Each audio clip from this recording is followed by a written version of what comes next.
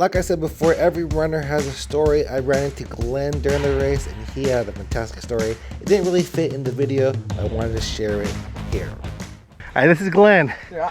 So why are you running, why do you do ultramarathons?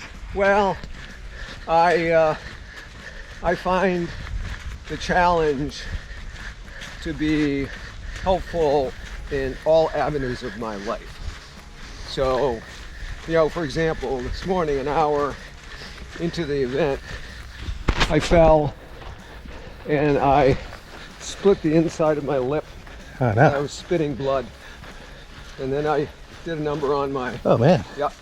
So I had to go side trails to get to an aid station that had a medical person. And and then I had to go back. So I lost time. And miles. And miles.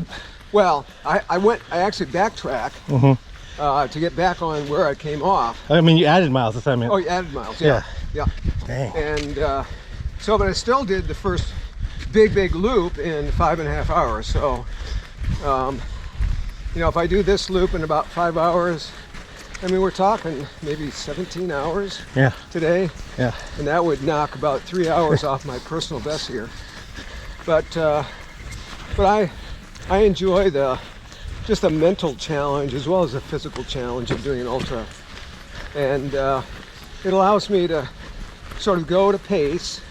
Nice work, guys. Yeah. That, you know, you keep if you can. And if you can't, well, then you walk. And so this is like life. Yeah. It's very much like life. Yep. As opposed to a marathon, which is, you know, go fast and finish and go home. Yeah. But I started running when I was 51 years old. I'm currently 71 and a half. Oh, wow. You look freaking awesome. Thank you. And my first marathon ever, which is at 52, was in Greece. And so I had Europe down as a continent. A month later did Honolulu, so I had 2 continents. In 9 years I did all 7 continents, including Antarctica. Over 4 years later, after I'd done it the first time, I did it a second time. Oh, wow. And then I started the third cycle, got Europe and North America down, and then I found out about the World Marathon Challenge, which is where you do a marathon on all 7 continents in 7 days. And so in 2017, I did that, completed it, was the oldest person in the world at the time to do it. And I did it in 154 hours and I think it was 12 minutes, which included 27,000 miles in the air. Wow. And temperatures ranging from -20 wind chill to a 100 in Dubai. So, you know, this year, this is actually a training run for me.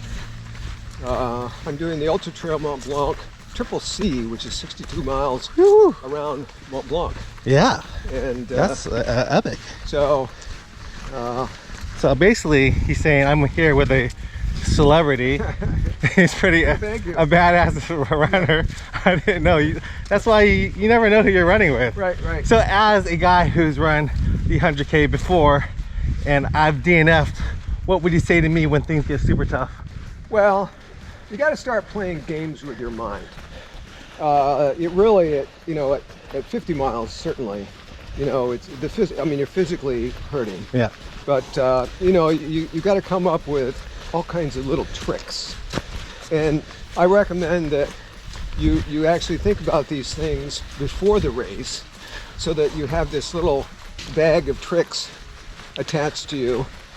And I mean, I have one mantra, you know, when my legs are starting to really hurt, I say basically, you know, I'm running with my mind, the legs are just along for the ride. And, you know, that helps. But, you know, it's, you know, and I have other things, you know, sort of positive things I'd say, you know, I'm truly a long distance runner. I don't like, I do, you know, half marathons, but only as training runs. But, you know, I'm a long distance runner. Yeah, for sure. And, you know, I should be able to finish and do it in good time and whatnot. So it's 50% mental, 50% physical. And, you know, you just got to relax.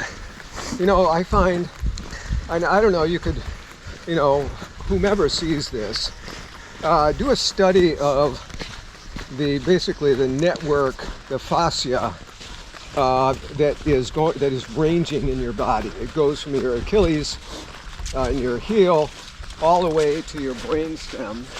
And I've seen a picture of what it looks like when it's taken from a cadaver, and it's all linked.